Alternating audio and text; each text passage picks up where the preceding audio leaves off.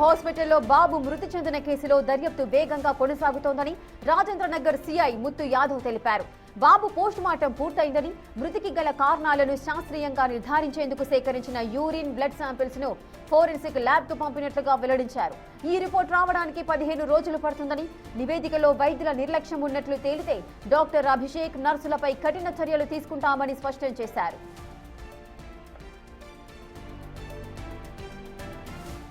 బాబు bed వద్ద expiry మందులు లభించాయని, వాటిని ఇప్పటికే సీజ్ చేసి డ్రగ్ ఇన్స్పెక్టర్ కు సమాచారం ఇచ్చామని తెలిపారు.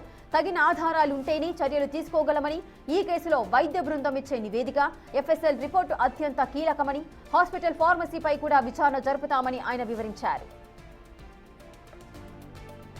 క్రయాన్స్ హాస్పిటల్లో 6 నెలల బాబు చికిత్స పొందుతూ మృతి చెందడం జరిగింది. అయితే ఇందులో భాగంగా వాళ్ళ తల్లిదండ్రులు మాత్రం వైద్యం వికటించడం, అదేవిధంగా ఎక్స్పైర్ అయిపోయినటువంటి ఇంజెక్షన్ ఇచ్చిన కారణంగానే చనిపోయాడని చెప్పేసి ప్రధానంగా తల్లిదండ్రులు ఆరోపిస్తున్నారు.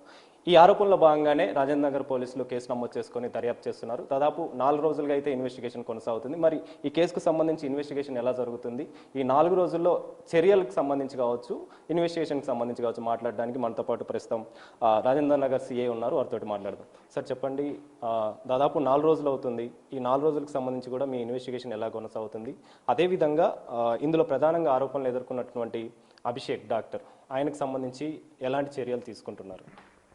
అంటే ఇప్పటి వరకు కూడా జరిగిన ఇన్వెస్టిగేషన్లో భాగంగా మేము బాబు బాడీని పిఎంఈ తర్వాత అక్కడ కలెక్ట్ చేసిన యూరిన్ శాంపిల్స్, బ్లడ్ శాంపిల్స్, విసరా కూడా ఎఫ్ఎస్ఎల్కి పంపించడం జరిగింది. దాంట్లో ఏదైనా నెగ్లిజెన్స్ కారణంగా బాబు చనిపోయినట్టయితే రిపోర్ట్ వచ్చినట్టయితే డాక్టర్ మీద యాక్షన్ తీసుకోవడం జరుగుతుంది. ప్రజెంట్గా అయితే వాళ్ళ ఫాదర్ విష్ణువర్ధన్ ఇచ్చిన కంప్లైంట్ మీద హాస్పిటల్ మీద కేసు కట్టడం అయితే జరిగింది.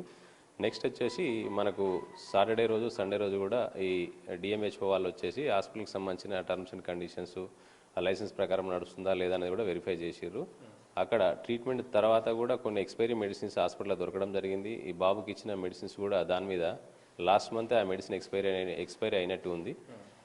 కన్సర్న్ డ్రగ్ ఇన్స్పెక్టర్ కూడా వచ్చేసి అవి కూడా వెరిఫై చేసి ఆ కన్సర్న్డ్ ఫార్మసీని కూడా వెరిఫై చేసిండు. ఒకవేళ ల్యాబ్స్ ఉంటే వాళ్ళు దాని మీద యాక్షన్ తీసుకుంటారు.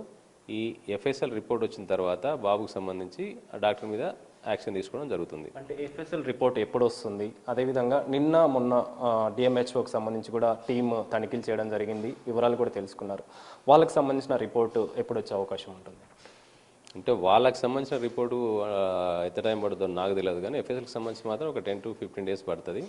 ఏదైనా నెగ్లిజెన్స్ ఉన్నట్టుగా ఎఫ్ఎస్ఎల్ రిపోర్ట్ వస్తే యాక్షన్ తీసుకోవడం జరుగుతుంటుంది. నేను కంటిన్యూ కూడా ఆ రిపోర్ట్ గురించి మానిటర్ చేస్తూ ఉంటాను పర్సనల్గా. మొత్తానికైతే క్రయాన్స్ హాస్పిటల్లో చికిత్స పొందుతూ 6 నెలల బాబు మృతి చెందిన విషయం తెలిసిందే కాబట్టి దానికి సంబంధించి ఇన్వెస్టిగేషన్ కొనసాగుతుంది. ఎఫ్ఎస్ఎల్ రిపోర్ట్ వచ్చిన తర్వాతనే చర్యలు తీసుకుంటామని చెప్పేసి సిఐ చెప్తున్నారు. కెమెరా పర్సన్ శంకర్రావుతో కలిసి Anil, big TV, Rajendra Nagar police station నుంచి.